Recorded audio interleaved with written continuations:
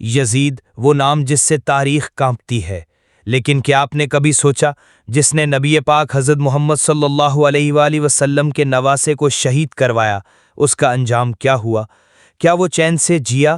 کیا اسے اس خون کا بدلہ ملا جو کربلا کی ریت پر بہایا گیا تھا؟ کربلا کے بعد یزید کا انجام کیسا تھا؟ اس کی موت کیسے ہوئی؟ پیارے دوستو، وہی یزید جو اقتدار کی ہوس میں اندھا ہو چکا تھا، اسے صرف تخت چاہیے تھا، چاہے اس کے لیے نبی پاک صلی اللہ علیہ وآلہ وسلم کے نواسے حضرت امام حسین علیہ السلام کا خون ہی کیوں نہ بہانا پڑے۔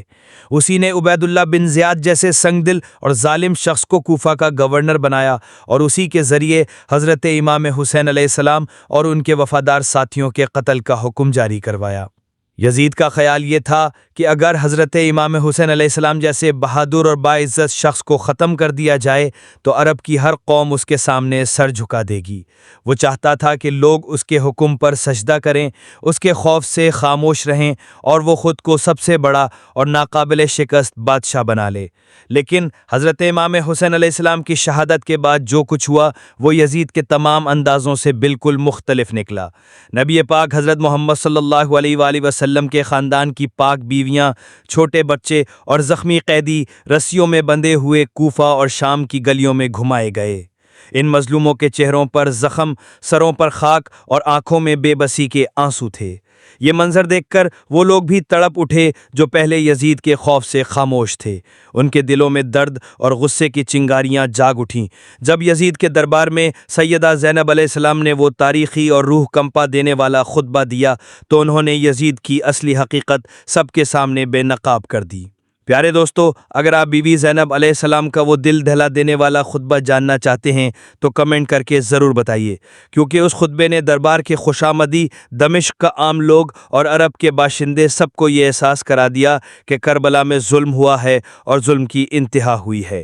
امام حسین علیہ السلام کی شہادت اب صرف ایک واقعہ نہیں رہی تھی، یہ ایک سوال بن چکی تھی، ایک صدا جو یزید کے اقتدار کی بنیادیں ہلا رہی تھی۔ اب لوگوں کی زبان پر یزید کا نام صرف لعنت کے ساتھ آنے لگا اور عرب کی سرزمین پر نفرت کی آگ پھیلنے لگی، بغاوتوں کی شکل میں، کیونکہ جب لوگوں کی آنکھوں سے غفلت کا پردہ ہٹا اور کربلا کی سچائی ان کے سامنے کھل کر آ گئی تو انہیں یہ بات دن کی روشنی کی طرح صاف نظر آنے لگی کہ نبی پاک کے نواسے حضرت امام حسین علیہ السلام اور ان کے اہل بیت پر جو ظلم ہوا اس کا سب سے بڑا گناہ گار اور مجرم کوئی اور نہیں بلکہ یزید تھا۔ اس کا یہ جرم محض ایک وقتی ظلم نہیں تھا، بلکہ ایسا گناہ تھا جو قیامت تک سب سے بدترین جرم کے طور پر یاد رکھا جائے گا۔ مدینہ منورہ کے باشعور، وفادار اور مخلص مسلمانوں کے دلوں میں غم و غصے کی آگ بھڑک اٹھی۔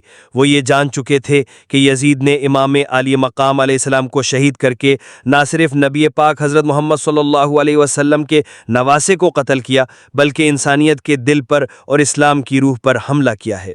اسی لیے اہل مدینہ نے یک زبان ہو کر یزید کی بیعت سے انکار کر دیا اور اس کے اقتدار کو مسترد کر دیا۔ یہ انکار یزید کے لیے برداشت سے باہر تھا۔ وہ جو خود کو طاقت کا مرکز سمجھتا تھا، اچانک اس کے پاؤں تلے کی زمین کھسکتی ہوئی محسوس ہونے لگی، اور جب اس نے اپنی سلطنت کو لرزتے دیکھا تو وہ انتقام کی آگ میں جل اٹھا۔ یزید نے پاگل پن میں فیصلہ کیا کہ مدینہ پر لشکر کشی کی جائے اور اپنی فوج کو حکم دے دیا کہ شہر رسول صلی اللہ علیہ وسلم پر چڑھائی کر دی جائے۔ تاریخ کے صفحات اس لرزہ خیز واقعے کو واقعہ حرہ کے نام سے یاد رکھتے ہیں، ایک ایسا دن جب مدینہ کی گلیاں لہو سے بھر گئیں، جب مسجد نبوی کی حرمت کو پامال کیا گیا۔ یزیدی فوج 3 دن تک مدینہ میں قتل و غارت کرتی رہی۔ مسجد نبوی میں گھوڑے باندھے گئے، وہاں گندگی پھیلائی گئی، جہاں نبی پاک حضرت محمد صلی اللہ علیہ وسلم سجدہ کیا کرتے تھے وہاں خاک اڑائی گئی، نبی کے شہر میں عصمتیں لٹیں، گھروں کو آگ لگا دی گئی، بے وجہ مردوں کو قتل کر دیا گیا، اور ہر گلی، ہر در، ہر آنگن درد، آگ اور چیخوں سے بھر گیا۔ یہ ظلم صرف ایک جنگ نہیں تھی بلکہ یہ نبی پاک حضرت محمد صلی اللہ علیہ وسلم کے دین پر حملہ تھا، اور تاریخ آج بھی واقعہ حرہ کو انسانیت کے ماتھے پر ایک سیاہ داغ کے طور پر یاد کرتی ہے۔ لیکن یزید کا ظلم یہیں ختم نہیں ہوا۔ مدینہ میں ظلم کی آگ بھڑکانے کے بعد اب اس کے شیطانی ارادے اللہ کے گھر کعبہ کی طرف مڑ گئے، وہ گھر جسے اللہ نے امن کی جگہ قرار دیا تھا، جسے تمام مسلمان اپنا قبلہ مانتے ہیں۔ یزید کی فوج نے اسی مقدس مقام پر مانجنیقوں سے آگ کے گولے برسانے شروع کر دیے۔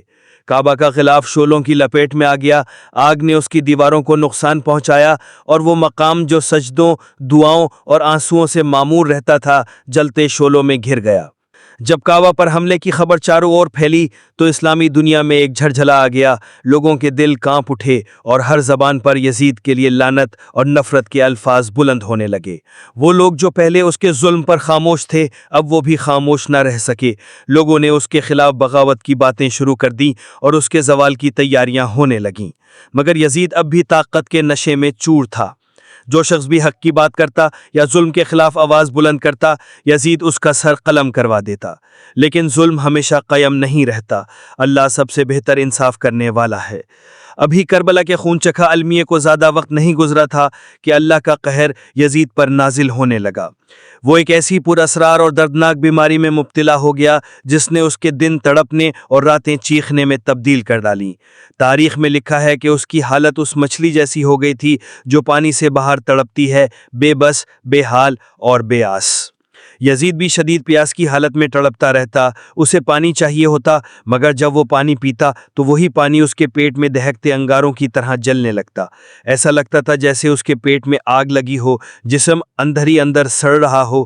بڑے بڑے حکیم حیران اور پریشان کھڑے تھے، یہ کیسا مرض ہے؟ نہ کوئی دوا کارگر تھی، نہ کوئی علاج۔ وہ سب یہ سمجھ چکے تھے کہ یہ عام بیماری نہیں بلکہ رب کریم کی طرف سے ایک عبرتناک عذاب ہے۔ جب حکیم اس کے جسم کا معائنہ کرتے تو خوف سے ان کی آنکھیں پھیل جاتیں۔ وہ کہتے، تمہارا پیٹ اندر سے خالی ہے مگر جل رہا ہے، یہ جسم نہیں جیسے انگاروں کا ڈھیر ہو۔ یزید دن رات کر رہا تھا، چیختا اور تڑپتا رہتا، کبھی پسینے سے بھیگ جاتا تو کبھی اس کا حلق اتنا خشک ہو جاتا جیسے ریت نگل لیا ہو۔ وہ پانی مانگتا، پانی پیتا، لیکن پانی اسے آرام دینے کے بجائے اور بھی زیادہ جلانے لگتا۔ حکیم بے بس تھے، آخرکار سب نے مل کر کہہ دیا، یہ مرض نہیں، یہ خدا کا عذاب ہے۔ لوگ جو پہلے خاموش تھے اب دھیرے دھیرے کہنے لگے، یہی انجام ہے اس کا جس نے امام حسین علیہ السلام اور ان کے خاندان پر ظلم کیا۔ رب کی پکڑ سب سے سخت ہوتی ہے۔ یزید کا سکون ختم ہو چکا تھا، اب وہ صرف درد میں جیتا تھا اور درد میں ہی سوتا تھا۔ حکیموں نے اسے مختلف قسم کی شرابیں پلائیں تاکہ وہ بے ہوش ہو جائے، شاید نشہ ہی اس کے درد کو کچھ کم کر دے، مگر وہ شراب بھی اس کی چیخیں نہ روک سکیں۔ یزید اب خود اپنے جسم میں قید ایک جلتا ہوا قیدی بن چکا تھا اور یہی اس کے ظلم کا حساب تھا جو دنیا میں ہی چکا دیا گیا۔ جب یزید کی تڑپ ناقابل برداشت ہو گئی اور اس کے جسم کا ایک ایک حصہ سوزش سے جلنے لگا تو کچھ درباریوں نے مشورہ دیا، شاید تھوڑی تفریح، تھوڑا شکار اس کی توجہ درد سے ہٹا دے، شاید قدرت کی فضا میں نکلنے سے کچھ لمحوں کا سکون میسر آ جائے۔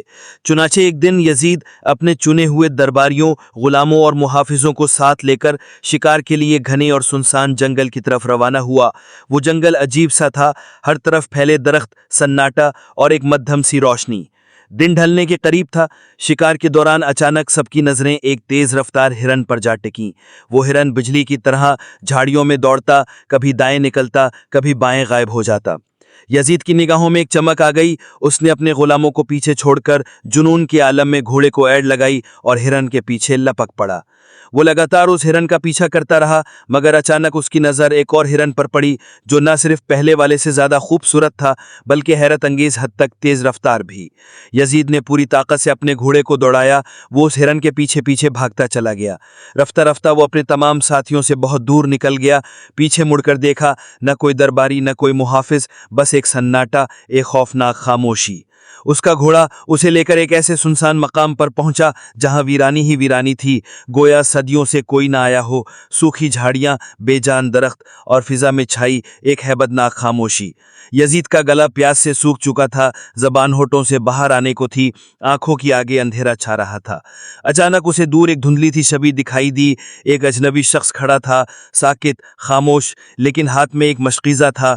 یزید نے کمزور آواز میں اپنے گھوڑے کو اس کی طرف موڑا، پاس پہنچ کا ٹوٹی ہوئی آواز میں کہا، خدا کے لیے مجھے پانی دے دو، میں پیاس سے مر رہا ہوں۔ وہ اجنبی جو اب تک خاموش کھڑا تھا یزید کو اوپر سے نیچے تک غور سے دیکھنے لگا، پھر ایک گہری سانس لی اور سوالیہ انداز میں پوچھا، تم کون ہو؟ یزید نے بڑی مشکل سے گلے سے آواز نکالی، میں یزید بن معاویہ ہوں۔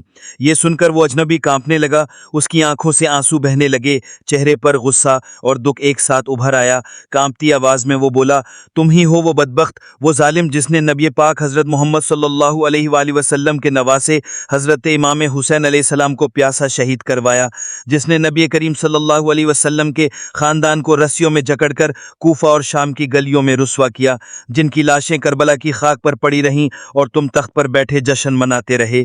تم نے اسلام کے نام پر ظلم کی ایسی مثال قائم کی کہ زمین بھی لرز گئی اور آسمان نے بھی آنسو برسائے۔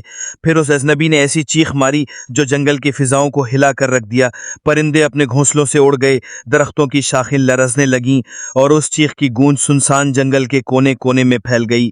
یزید گھبرا کر پیچھے ہٹنے لگا، اس خوفناک چیخ کی گونج اب بھی فضا میں باقی تھی کہ یزید کا گھوڑا دہشت سے بوکھلا گیا اور پاگلوں کی طرح پورے زور سے بھاگنے لگا۔ یزید کا پاؤں گھوڑے کی رکاب میں پھنس چکا تھا، گھوڑے کی بے قابو دوڑ کے ساتھ وہ ریت کے جلتے ہوئے سمندر میں گھسیٹا جا رہا تھا۔ ریگستان